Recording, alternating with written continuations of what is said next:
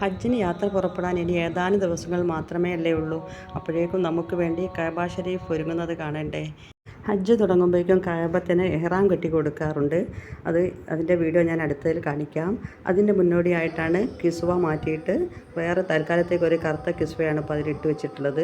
ഇത് ആദ്യത്തെ കിസ്വയിലുള്ള അറ്റകുറ്റപ്പണികളൊക്കെ തീർക്കാനും മറ്റുള്ള ക്ലീൻ ചെയ്യാൻ അങ്ങനത്തെ കാര്യങ്ങൾക്കൊക്കെ വേണ്ടി തൽക്കാലത്തേക്ക് മാറ്റി വെക്കുന്നതാണ്. അത് കഴിഞ്ഞ ശേഷം അത് റീപ്ലേസ് ചെയ്യുന്നതായിരിക്കും. ഇത് ക്ലീൻ ചെയ്തൊക്കെ കഴിഞ്ഞ് അതേപോലെ റീപ്ലേസ് ചെയ്തതിന് ശേഷം ഇഹ്റാം കെട്ടി കൊടുക്കും. ഒരു വെളുത്ത തുണി കൊണ്ട് ഇഹ്റാം കെട്ടി കൊടുക്കും.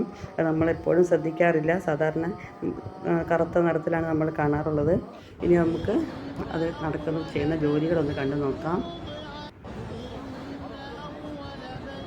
ഇതിൻ്റെ ചുറ്റുഭാഗം ഒരു ഫെൻസ് പോലെ വെച്ചിട്ടുണ്ട്. അതിലൂടെയാണ് ആളുകൾ തവാഫ് ചെയ്യുന്നത്. ബാക്കിൽ ഇതാ വർക്ക് നടന്നുകൊണ്ടിരിക്കുന്ന കഅബയാണ് കാണുന്നത്. ഇതിൻ്റെ ചുമരൊക്കെ കാണുന്നുണ്ട്.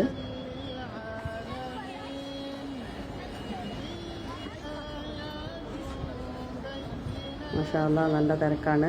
ഇനിയിപ്പോൾ ഉംറക്കാരെയൊക്കെ ഇനിയിപ്പോൾ എല്ലാം ക്യാൻസൽ ചെയ്യും.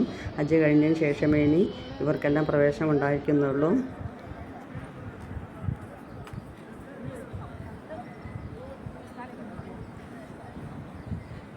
അതുപോലെ തന്നെ അവിടെയുള്ള താമസക്കാരെയൊക്കെ ഒഴിപ്പിച്ച് തുടങ്ങിയിട്ടുണ്ട്.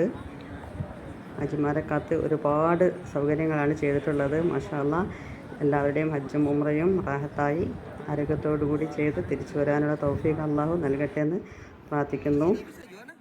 ഹജ്ജ് സംബന്ധമായ നല്ല നല്ല വീഡിയോസുമായിട്ട് നമുക്ക് ഇനിയും കാണാം. ഇതിന് മുൻപ് ഞാൻ ചെയ്തിട്ടുള്ള ഹാജിമാർ അറിയാൻ എന്ന പേരിൽ ചെയ്തിട്ടുള്ള വീഡിയോസ് എല്ലാവരും ഒന്ന് കണ്ടു നോക്കണം. അതിൽ കുറേ ഉപകാരപ്രദമായ കാര്യങ്ങൾ കാണിച്ചിട്ടുണ്ട്. ഇനിയും ഇതുപോലുള്ള നല്ല നല്ല വീഡിയോസുമായിട്ട് നമുക്ക് കാണാം. ഹജ്ജും ഉംറയും എല്ലാവർക്കും റാഹത്തായി ചെയ്തു വരാനും ആരോഗ്യത്തോടെ ഇരിക്കാനുമുള്ള തൗഫീഖിനെ അല്ലാഹു നൽകട്ടെ. ഹജ്ജും ഉംറയും ചെയ്യാൻ കഴിയാത്തവർക്ക് അതിനുള്ള ഭാഗ്യവും അവസരവും കിട്ടട്ടെ എന്നും ദ്വാരുന്നുകൊണ്ട് നിർത്തുന്നു. അസ്സലാമു അലൈക്കും.